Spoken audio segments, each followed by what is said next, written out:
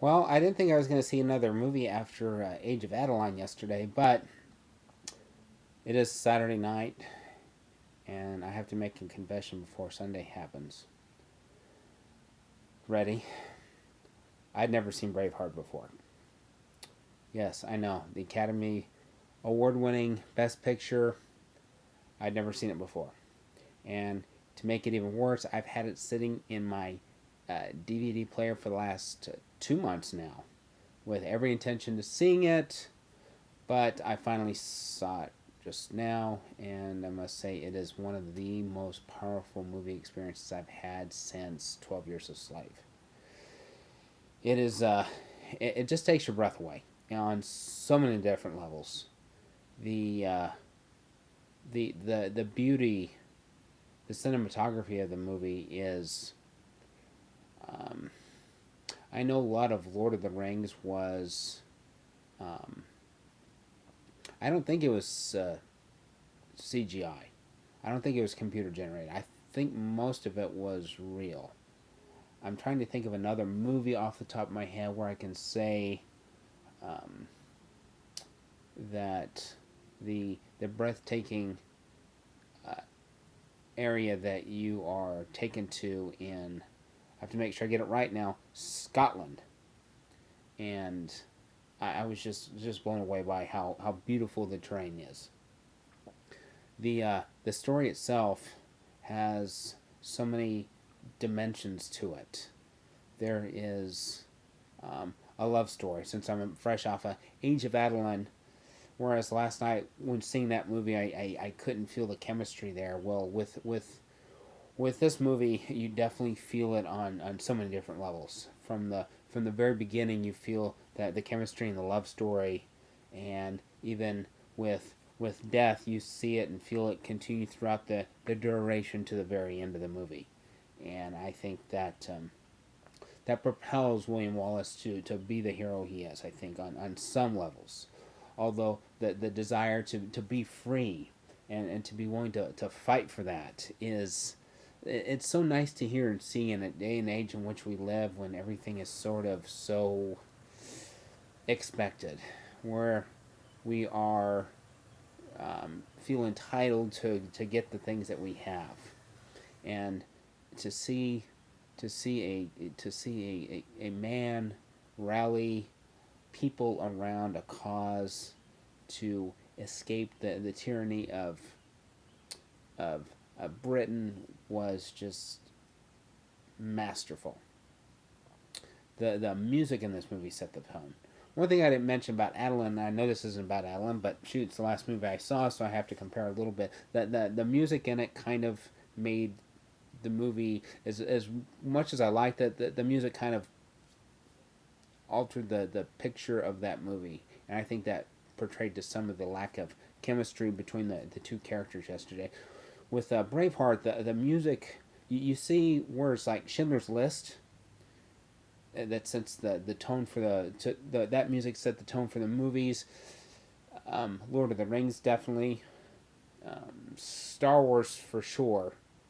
Chariots of Fire, scores that just sit and resonate with you for the duration. And it helps to put that movie in the boat of your heart for the rest of your life. And Braveheart's score, I don't know if it won best soundtrack that year, but golly, I think it would have been hard to beat.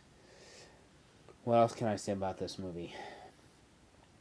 I feel the way divided into acts, first act, second act, where the Wallace and his band of freedom fighters take on the first wave right before they go to York. That battle scene out in the field where they moon everybody and do some uh, unique formations to get through that battle. I like how it ended Act One, and then Act Two begins. I think I don't know, modern day. I thought the movie with Ben Affleck this past year, local writer, Kansas City, Missouri.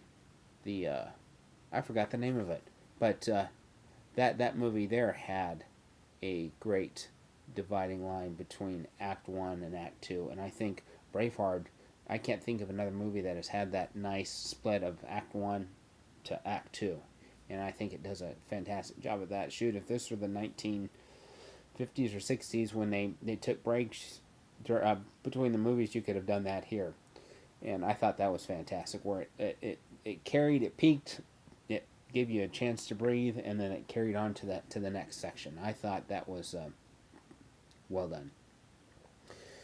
And I think anything else, gosh, this movie was so rich. And you're going to have to pardon my rambling on this. I am literally coming off. Whereas when I do some of the other ones, I can drive and think. But this one here is so powerful that I don't know that words can really describe my feelings with Braveheart. It is definitely one of the.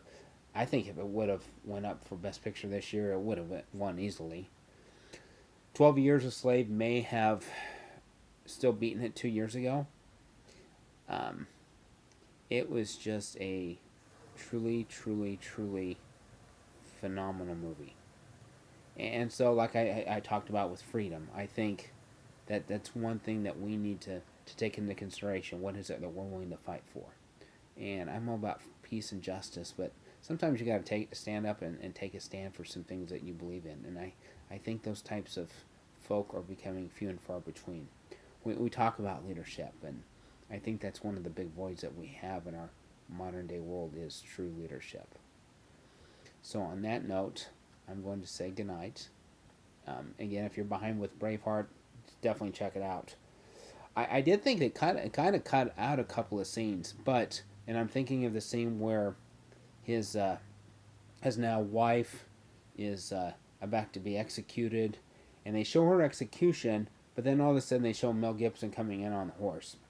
I thought that was I didn't know if I thought maybe there was something missing in the particular DVD I got, but it was kind of an odd. Uh, she gets killed, and all of a sudden he's out in the field waiting for her, and then he ends up coming back in. I thought that was kind of odd, but then as the movie goes, and the soon to be Queen of Britain talks to her sidekick friend or whatever about that setup and plan, it clarifies itself. So go out and see it. Once in a while, I will do these kind of videos of things that I had not seen before. I've never seen Chariots of Fire, so that might be one that is next. So again, you have a great night, and God bless. Bye.